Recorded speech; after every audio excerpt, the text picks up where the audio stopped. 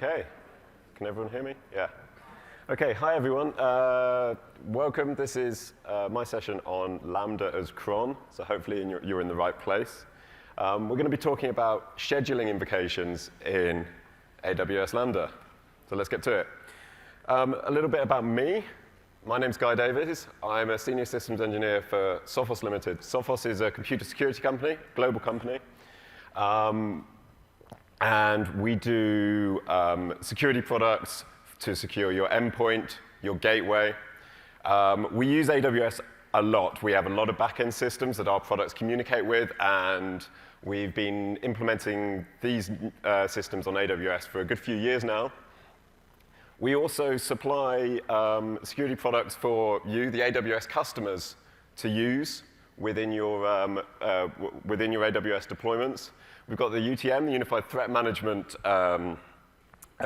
which is available on Marketplace. It's kind of like a next-gen firewall. Allows you to, it's a web application firewall, allows you to secure and lock down your VPC deployment. It's also elastic, so our firewall will scale with your load as well. We also have the secure server for Linux. This is a free AMI available in Marketplace, which is basically CentOS with our endpoint antivirus software on it. It also does detect Windows viruses. So if you have untrusted data flowing through, you're more than welcome to use that. Everything's under sophos.com/AWS. So I'd urge you to go have a look. Anyway, you didn't come here to see that. You came here to see about Lambda as Cron. Right. So what are we going to talk about? We're going to be talking about how to schedule tasks. We're going to be talking about why you need to schedule tasks, some of the use cases for scheduling tasks, specifically with AWS Lambda. We're going to start off at a high level, but this is a 400-level topic, so we're going to be diving into some source code, I'm afraid. I'll keep that to a minimum.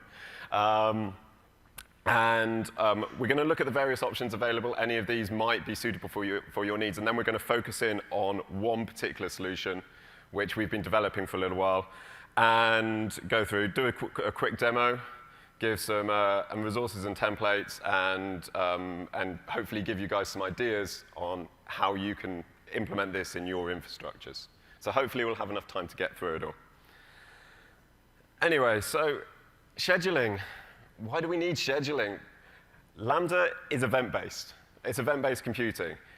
And event-driven computing is really awesome. That's why lots of us are using Lambda now. You know, you want to trigger because something happens. Event-driven computing, operating systems use event-driven computing. Most modern frameworks use an event loop. That's the way computing works, really, yeah, because there's no point if somebody's not doing something. Obviously, if you've seen the cheesy example of Lambda, that's event-based. The upload an image to S3, and it takes it and then generates a thumbnail for it. That's event-based. That's awesome. But some of the time, you just plain need a schedule. I've put a few examples here. So log cleanup. You know, you need to do stuff on a schedule. Log cleanup is one of those things, nobody likes doing it, but it needs to be done. Batching up your statistics, there's no point having something triggered off an event of a file being uploaded if you need to work on multiple files, because you get multiple events, and that wouldn't really work. I've put alarm clock there, but really it's a notification to a user that the user hasn't actually done anything to trigger. You know, and you can see a lot of benefits for that. Also, infrastructure automation. I'll go in depth in a little while. But you can do things like scheduled auto-scaling on steroids. I know Amazon supplies scheduled auto-scaling at the moment, but you can do so much more with that. So a few examples of why you might need to schedule your code, and specifically why you might need to schedule Lambda. So on traditional infrastructure, what options do we have for scheduling? Well, we've got Cron. Hopefully most people will understand the format of that line up there. We've got Cron. We've also got AT, which is the often forgotten cousin of Cron. And both of these things, they've been around for ages. And they are clearly useful because they've been implemented in other OSs. And also, if Cron stops running on your Linux box, it's going to be screwed pretty quickly, right? You're going to fill up your storage. So it's useful stuff. I'm sure I don't need to be telling you guys all this. So if we want to schedule our Lambda functions, what can we do? Well, there's a bunch of options, a heap of options. So here we go. Number one, you can spin up something in EC2 and then use Crontab to schedule your invocations. That works, does the trick. But if you're doing that, why don't you just run your code on the EC2 instance? Also, of course, you've got to patch it, you've got to manage it, you've got to check it doesn't go down. So yeah, it works. It could be something for you. If you do need to schedule Lambda invocations and you've got like a box doing nothing, then yeah, you could do that. But that kind of violates the sort of principle of separation of responsibilities. So yeah, and it could cost you a bunch of money. If you're running something just to kick off Lambda, not necessarily the most financially efficient way of doing it. Option 2 is a lot better. Option 2 is the unreliable town clock. This is an awesome public Amazon SNS topic developed by Eric Hammond, who's here today. Hey, Eric. Thanks for coming. It's a public SNS topic that you can subscribe your Lambda function to. And this SNS topic chimes every 15 minutes. So it'll send a message, which then will trigger your Lambda function once every 15 minutes. This is awesome. Eric looks after it. It's community supported. And the granularity is 15 minutes. It's super easy to use, so I'd urge you to go take a look at it under townclock.io. Now, that might not be what you need. It might not be granular enough. It's got a 15-minute granularity. What if you want to run something every 5 minutes? Also, because it's community supported, and clues in the name, it's the unreliable town clock, although it's pretty reliable, right? Oh, yeah, well, absolutely. So this might not meet your organization's regulatory requirements. They might not allow you to use a community-supported service. It's open source, so you can download the code and run it up on your own instance. So, so you can do that. But this could definitely be something for you guys to use. So if you've just got a simple use case, awesome way of doing things. There's a bunch of other options as well. I'm not going to go into such detail from this. Trigger from SWF. There's a lot of buzz on the forums about triggering from SWF. I'm not going to talk a huge amount about that because I didn't want to learn a new technology, i.e. SWF, just to schedule out my functions. You know, I don't know SWF. It seems like overkill to use simple workflow service. Hey, it's simple, but it seems like overkill to use that just to be scheduling functions. Trigger from an instance in data pipeline. Data pipeline has an option where you can schedule an instance to start up, and then you could trigger from that. But instance startup, it takes an undefined number of minutes, and you get charged for an hour anyway. So if you're starting it up for 5 minutes just to trigger a Lambda function, you're going to get charged for an hour anyway, so you might as well use option 1. But for something that runs maybe once a day, that could be awesome. That could be your thing. Another interesting one is trigger from a CloudTrail upload. Now, if you enable CloudTrail on your account, it delivers a file to an S3 bucket every 5 minutes or so, something like that. So it's every 5 minutes or so it's not necessarily all that predictable. Also, if you're following security best practice, then your CloudTrail upload should go to a bucket in a different account, so that if you're having to audit something or if the bad guy gets in, he can't delete your CloudTrail stuff. So that would make it potentially harder to trigger your Lambda function from. But all of those, they could be the solution for you. Like, there's a heap of ways of doing this. But we're going to focus on something a little bit more pure, a little bit within Lambda that you don't have the management problems with, and it's managed by AWS. So we've got a pure Lambda scheduler. I must say, actually, since the sessions were announced, I've had a good 2 or 3 individual people emailing me to say, hey, I was working on something exactly like you're working on. So this isn't particularly innovative, but it's a way of doing it. So let's focus in on this. Alrighty, so what do you need? We're going to go back to basics here. A timing signal. You need a clock to schedule, right? So what do you need for a timing signal? Now, some of you may recognize this. This is the grade school way to make a timing signal. That is a 555 timer. That's 40-year-old tech, right? You know, we're at the cutting edge here. So that's the way to do it. Now, a timing signal, a classic timing signal, is a digital signal. Output goes high for a period, low for a period, high for a period, low for a period. It's called a bistable oscillator because it's oscillating between two states. And if you graph it, it kind of looks like that.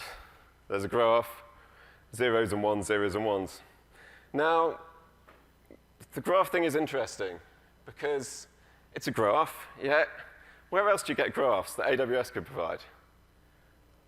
CloudWatch. CloudWatch does graphs. Kind of looks similar, right? OK. So surprise, surprise, I'm going to talk about using CloudWatch to do this. You know, get that segue in there. Right. So what we can do, as you may know, CloudWatch has metrics and alarms.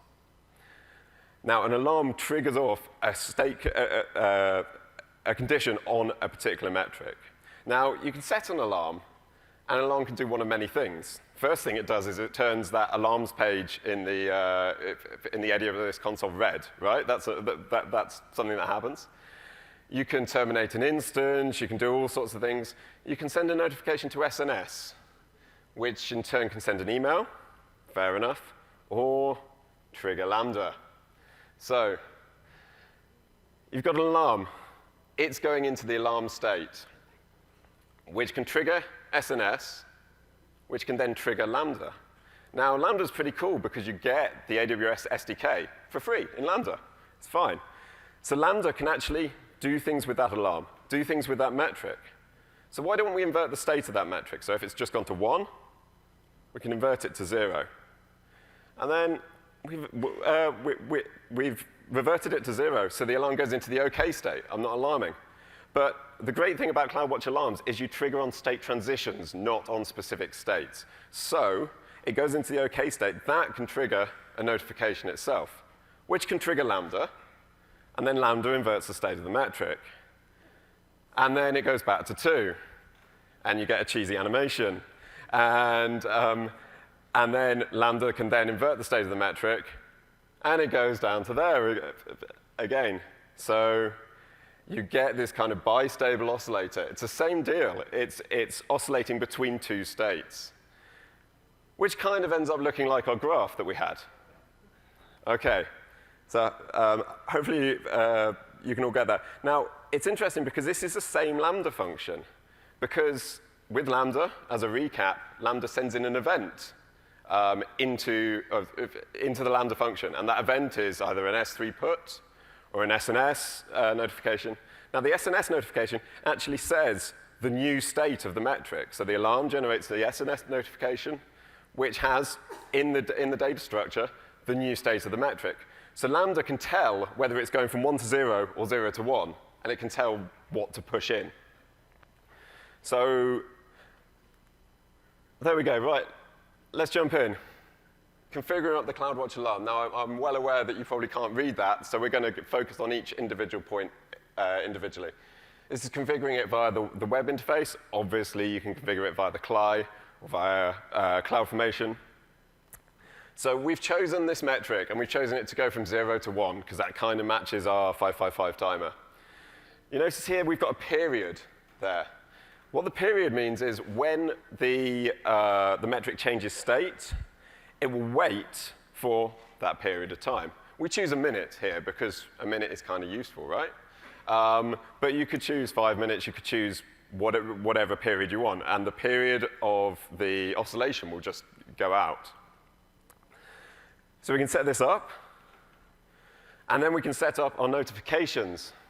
Now, I was saying it was a bistable oscillator. Well, actually, it's bistable, but with a third state. The third state is insufficient data. What insufficient data means is that nothing's been pushed into that metric recently. So there is no way that the alarm can know what it should be doing. And you may notice we've actually configured this up as well. We're sending a notification to an SNS topic. And I've got my email address in there as well, so I can keep tabs on it. The reason I do this is if, heaven forbid, there's an outage of AWS in the region that you're looking at, then, and Lambda goes down, and Lambda doesn't manage to push in that next value into that metric, then after a little while, it'll go into the insufficient state. The insufficient state, let's say everything is back, the insufficient state will trigger Lambda and kind of kick it off again. So it's a way of kicking it back off when it might have otherwise broken. Gives it a little bit more resilience. So yeah, and as I said, we're triggering the exact same Lambda function. So let's put this together. That's pretty much it, really. You know, you've got a Lambda function, you've got the CloudWatch alarm, SNS, and you get it to trigger. So we're going to put it together. So we've got a Lambda Cron function. Now, the Lambda Cron function, this is just a dispatcher. It's just a function that does the timing signal functionality. All it needs to do is check a schedule and invoke your other functions. This is your application logic, the functions that you want to schedule up, the things doing your log cleanup, et cetera. So what it'll do is, if they match a schedule, if they're scheduled to be run right now, it'll invoke these further Lambda functions.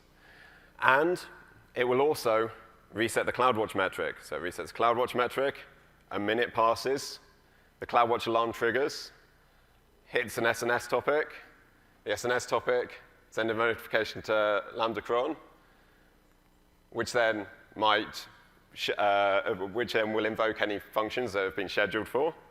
And it goes around, you get another minute, and it goes green, and it triggers again, and I had lots of fun with PowerPoint animations on this. So on and so on. So there we go. Hopefully the concept makes a lot of sense. Let's dive into the function. This is the source code bit. Right. So the event's the SNS notification. This is what it needs to do. It needs to read its jobs and its schedule, which are, in this implementation, managed as a separate JSON file in the bundle. Check that the schedule, check against each job that you configured, that whether it needs to be run right now, invoke any Lambda functions, invert the value of the CloudWatch metric, and then we're done. Reasonably simple. So main Lambda function, we're actually using the async module. Now, the async module is great because I cut my teeth on procedural programming. For those of you that don't know, Node.js relies on callbacks. It's all asynchronous. And if you actually want to do a series of events in order, you end up getting into like 7 levels down in callback functions with braces everywhere, and it's hideous even to close your callback function. So I'm using the async module, which makes all of this a lot easier. I would urge you to check it out if you are doing any Node.js stuff. Really, really useful module. Anyway, so the first thing we do is flick CloudWatch. We do that first thing because we need to flick CloudWatch to keep this running. It's kind of like a perpetual motion machine. You know, it looks like it's all running all nice and everything, but there's energy going in. And it's constantly flipping CloudWatch and flipping CloudWatch. So we do that first, just in case anything else breaks and it doesn't get to it. We read in the Crontab. Simple. The Crontab file is a JSON format file. I'm calling it Crontab. It's not actually a Crontab, but it's a JSON format file in there. And then we execute the Lambda functions. And then there's a bit of error logic at the bottom. So first thing we do, we flick CloudWatch. Flipping CloudWatch is relatively simple because the AWS SDK is really simple. And actually, pushing stuff into CloudWatch metrics is about the simplest thing you can do with the AWS SDK because there's not much to it. So we take the SNS message, decode it. The SNS message, as I mentioned before, has the information of the state change encoded within the SNS message. So we decode it. And then we say, OK, let's look at this new state value. That's the item inside the object. And it says, well, if it's alarm, then actually we want to reset it back to 0. Whereas if it's OK, or if it's insufficient data, i.e. it hasn't run for a while, then reset it back to 1. And then we just push it into CloudWatch. Pretty simple, right? So let's get on to the cron tab. So it's Crontab-like configuration for Lambda. We've got a jobs object, and you'll notice that this is a list, square bracket. And so you can specify as many jobs as you want. You can specify all your schedules in one thing, and one Lambda cron dispatcher would take care of all that stuff. Give a schedule. Hopefully you'll recognize that, that format. Use crontab format. Geez, I should have chosen a different color, shouldn't I? Use Crontab-like format. It'll support Crontab. So if you want something to run at 8:20 on a Sunday night on the first Sunday of the month, you can do that. So we put that in. We've got to give it a function to run. That's the whole point. Give it a function to run.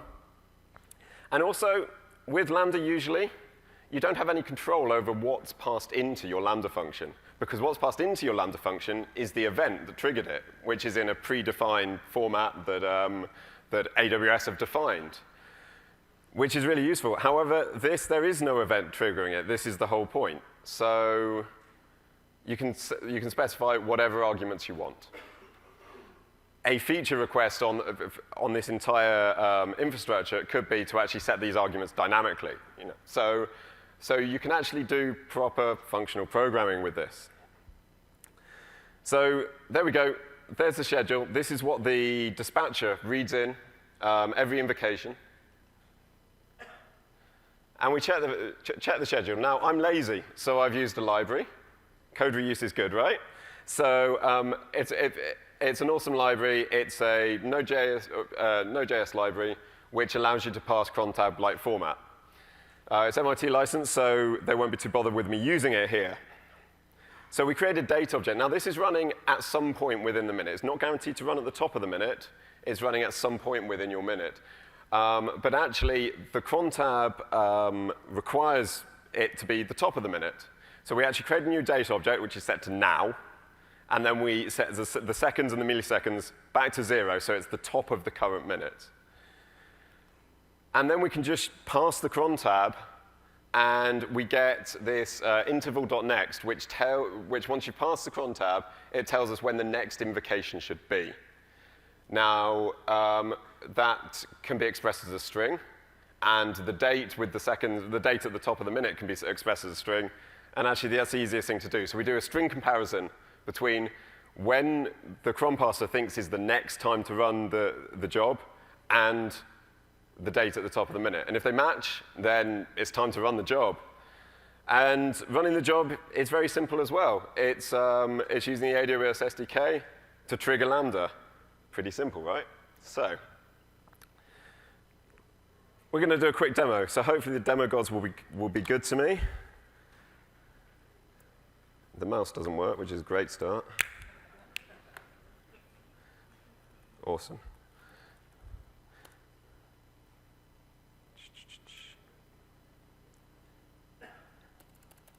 All right. Let's flip that. It works. Cool.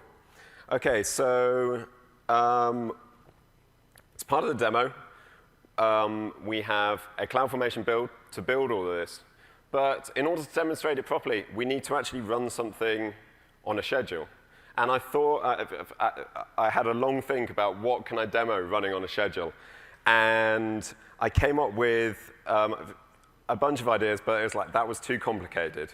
So what I've done is I've written a little Lambda function, and we'll just test it out now to show what we should be seeing once it runs on a schedule.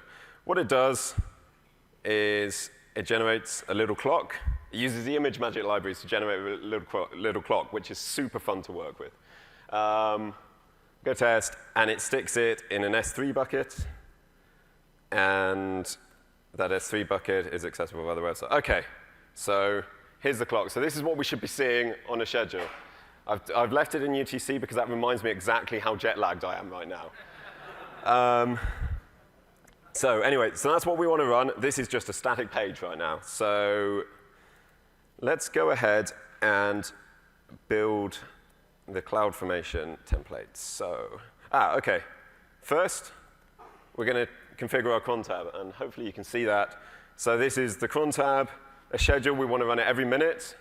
We want to run the function put clock in S3, and we want to send in a couple of arguments. I've given it the bucket to put it in, and the key to use.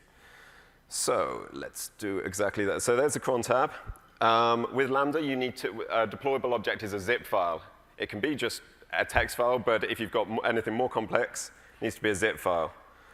So let's zip it up. It's zipped up. Let's push it to S3. There we go. It's in S3. And now let's run up the CloudFormation build.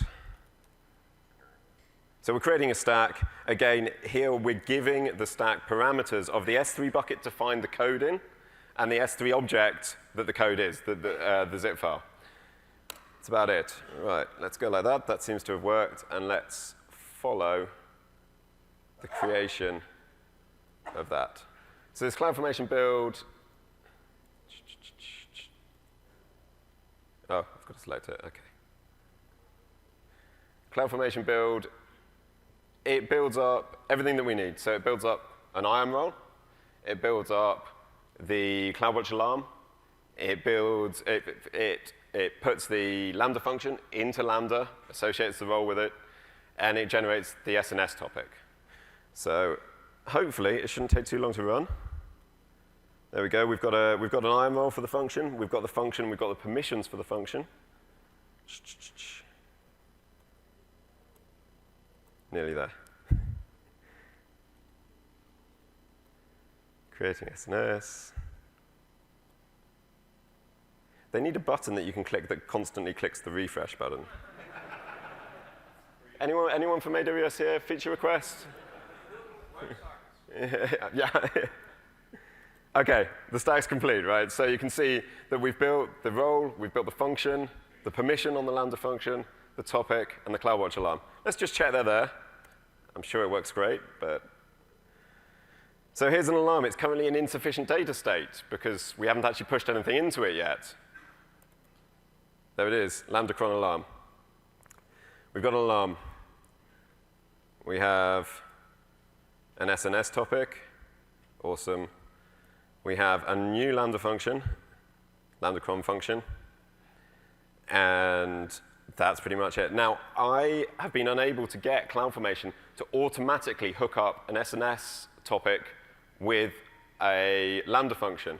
The reason for that is that there's some additional permissions. Although you can set a Lambda permission up in CloudFormation, there's additional permissions required. So the manual item of work here is to go into SNS and manually subscribe that, that function to it, which behind the scenes sets all the permissions up for you. So let's just do that. Lambda. Create subscription. Cool. OK, and the final piece of the puzzle is we've got to kick it off. Because currently it's in insufficient data state. But that state change happened a while ago, before it was associated with the Lambda function. So we've got to kick it off. Now, the easiest way to kick it off, it's bizarre. You can't actually push a value into a metric via the web console. So we're going to have to do it via the CLI, CloudWatch. OK, CloudWatch put metric data. We've chosen the metric name Lambda cron, and in the namespace Lambda cron. And we're putting a value into there. So hopefully, we can go back into CloudWatch. It's still insufficient data because we've got a 1-minute wait period before the alarm fires. But if we go here, and here, and here, there we go. And please ignore the previous stuff. I was testing it out earlier. But we have a data point right here. So that's what we've put in. Now we wait. We've got to wait for the state of this to change from insufficient data, which should take about a minute. And I wish I had more jokes to fill this minute with, but talk amongst yourselves.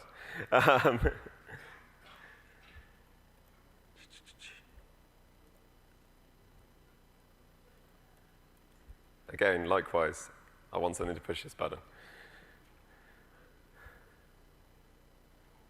Hey, OK, no records found. So it's gone to OK, you'll notice over here. And that should have invoked the Lambda function. Let's jump back into Lambda. We can go here, and we can say monitoring, invocation count. Hey, we have one invocation. It's worked. OK. So the proof of the pudding is in this. Hey, we've updated to 2344 GMT. Awesome, it works. We might check back on that a little bit later. But that's basically it. And that will now keep going and keep invoking once a minute. So anyway, let's hop back to the presentation. We'll come back to that and take a look a little bit later. So what can you use this for? It's all very cool and stuff, but what can you use it for? Now, we've actually been trialing using this to do something that I mentioned a little bit earlier, intelligent scaling on a schedule. Now, AWS allow you to auto-scale both dynamically based on a metric and also on a schedule. The auto-scaling on the schedule thing doesn't get mentioned so often because it's not as cool. So, but it does have some limitations. The limitations are that you have to specify an absolute number of desired instances. So if you put an auto-scaling schedule in, you have to say, OK, at this time, I want 20 instances. And also, you have a limit of 120 tasks per month, which seems a little arbitrary. Now, we've been trialing using a Lambda function triggered by Lambda Cron, and you can do more interesting stuff. You can say, OK, I want to add 20% of the capacity at the moment at this time, unless it's already deployed out. Things like that. You can actually put some intelligence into it. And you can use Lambda Cron to do this. And of course, because it's Lambda, you have no additional infrastructure, nothing to keep up. Hopefully, not so much to go wrong. So you can use it for things like that. And I'm sure you guys can come up with other use cases. Now, there's no point if it's not reliable. So empirically, it's pretty reliable. This has been running since April, which is when I first did this. Haven't had much intervention, and you'll have noticed that when I was configuring up the alarm, I put my email address in there so I can keep tabs on it. My IT department are going to really hate me because I've got 200,000 emails in one folder in Outlook. Outlook's pretty slow right now, right? So it's kept going. You know, I haven't had to do much intervention. I say it even comes back after outages. It did always come back after outages until a couple of weeks ago. So a couple of weeks ago, you may recall that there was a big outage. The AWS guys are going to hate me talking about this. There was a big outage in US East. Now, the first big outage, it came back fine. We had an outage because Lambda was affected. So I didn't have any emails for that period. And then once it all came back, we had an insufficient data email, and then it coughed back into life. So that proves that the insufficient data state rule is a good thing to do. So that was that. Now, there was a second outage a few days later that was very similar, and that didn't come back.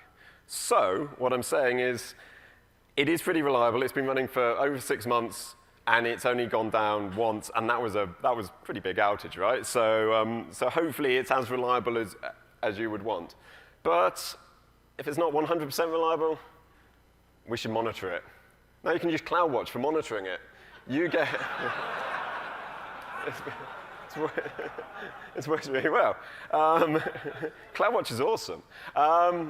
So you get Lambda publishes a metric into CloudWatch every time it invokes. So you can pick that up using the sum aggregation method, and you're getting 60 invocations an hour.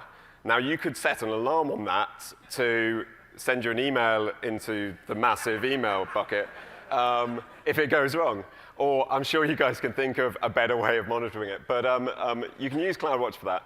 Also, you're running your jobs. You need to be monitoring that those jobs are doing what they should be doing, as well as monitoring that the cron function is kicking off. If you've got both of those things, then hopefully you should be pretty covered with this option. OK, so that's pretty much it. So to summarize, we're using CloudWatch alarms as 2 states, but we've actually got 3 states to enhance the reliability. Allows us to do stuff just within Lambda, And the cron function, yeah, it invokes about once a minute. Now, we've got some resources. This is on GitHub. We've got the CloudFormation. I've put stack there, but it's actually a template on GitHub. CloudFormation template, so you can run this up just like I did in the demo. We've got the Lambda function on there. Please email me if you have any problems. It's all up there. It's up there right now. I just want to touch on the libraries we used as well. We used the async library, really, really cool. Use it. The cron parser library, also cool. Use it if you need to pass cron tabs. And also, I want to say, remember to check out our products. These guys have flown me here, so I've got to say this. Remember to check our products. We got the Unified Threat Management for AWS. Free trial is available. Go check out our booth. We're in the exhibition hall. We've got the secure server. And there's free trials, free AV. Feel free to use it. And that's pretty much it. I'm going to leave it on that slide. Any questions? Oh, thank you.